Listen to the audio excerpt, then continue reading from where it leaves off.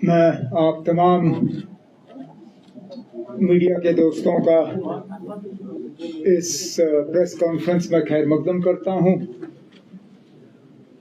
दरअसल हुकूमत के 1 साल मुकम्मल होने के बाद रिवायतन इस तरह के प्रेस कॉन्फ्रेंस और अखबारों के ज़रिए इश्तिहार में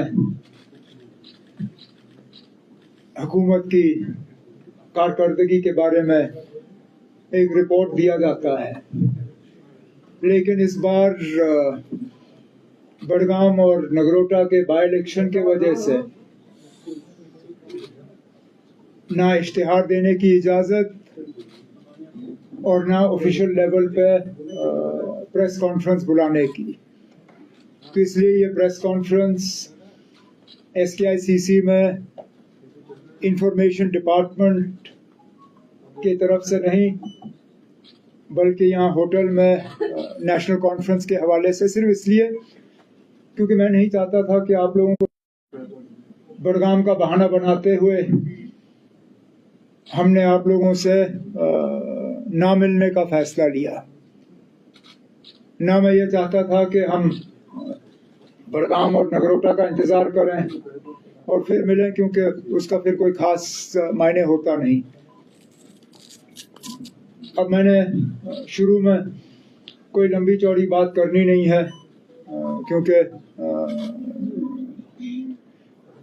मुझे लगता है कि लगभग सारे इश्यूज़ जो मैं अपने ओपनिंग रिमार्क्स में टच कर लेता वो कहीं ना कहीं आपके सवालों में आ ही जाएंगे।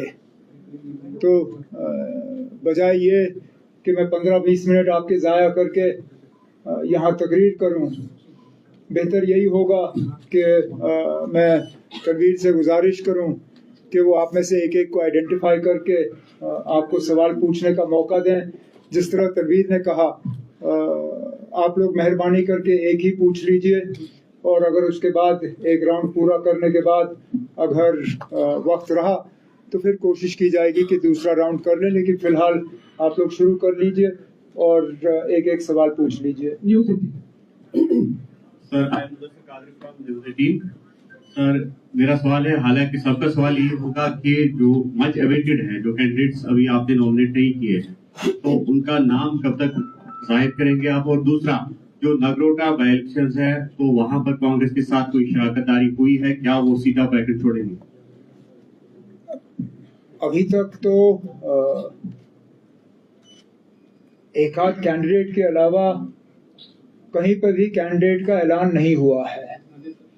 जहां तक मैं जानता हूं बीजेपी ने शायद एक कैंडिडेट का ऐलान किया, लेकिन उसके बाद मैंने कहीं सोशल मीडिया पे पढ़ा कि उनके घर वालों ने कहा कि इनका नाम कैसे इस्तेमाल हुआ, ये तो उस तंजीम के साथ ताल्लुक भी नहीं रखते।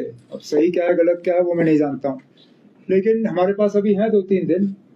पार्टी में मशवरा चल रहा है, बातचीत चल रही है, और मुझे लगता है अगले 24 घंटे या 48 घंटे में हम अपना उम्मीदवार आपके सामने पेश करेंगे और वो अपने नामजदगी के कागज़ जो है भरेंगे।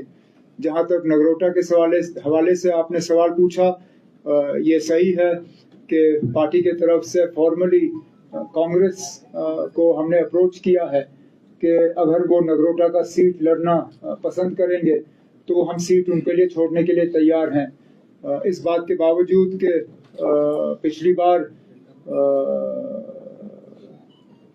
1 साल पहले ये सीट हमने लड़ी थी, और जब 2014 में असेंबली इलेक्शन हुए थे तब नेशनल कॉन्फ्रेंस के हवाले से ये सीट जीती गई थी।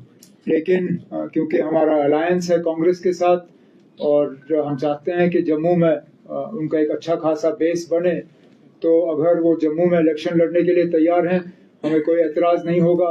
न सिर्फ हम उनके लिए सीट छोड़ेंगे बल्कि पूरी मेहनत करेंगे कि वो वहाँ से कामयाब हो जाएं। बिल्कुल। मैं एक सवाल यहाँ से फिर उसके बाद यहाँ।